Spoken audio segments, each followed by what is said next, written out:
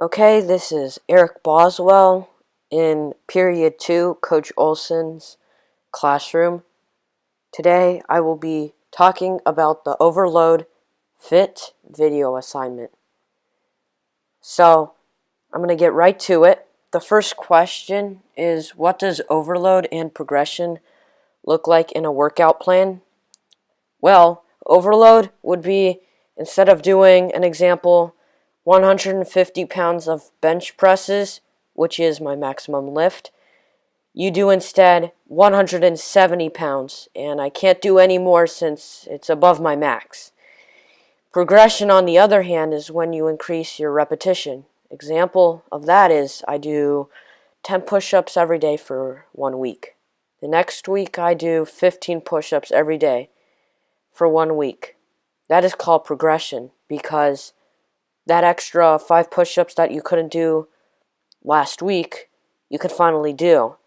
And that's called progression because you're doing better and better every time. The second question is, what does the F stand for? And explain why some exercises shouldn't be done every day. Well, F stands for frequency, which means how often you exercise. Though, why shouldn't some exercises shouldn't be done every day is because you need to give your muscles a chance to rest and recuperate. You can't just constantly exercise. It's kind of like saying you're constantly running and you won't stop. Well, eventually your body is going to get tired, and that could lead to some injuries. So that's why it is always good to have a break in your exercise. The third question is, what does the I stand for and how do you measure it? Well, I stands for intensity, which means how hard/fast you exercise. An example of that is you go bicycle riding and you go 10 miles per hour. That would be moderate in intensity. But if you pedal harder and go 20 miles per hour, that would be vigorous intensity. The fourth question is, what does the first T stand for? And give examples. Well, the first T stands for time. Time is really how long you exercise.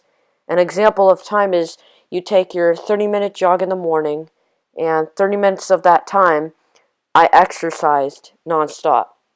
Another example of time could be weight training. I do several different exercises for 30 minutes. Those 30 minutes are my workout time, nonstop. The last question, or second to the last question, is, what does the last T stand for, and what are different kinds?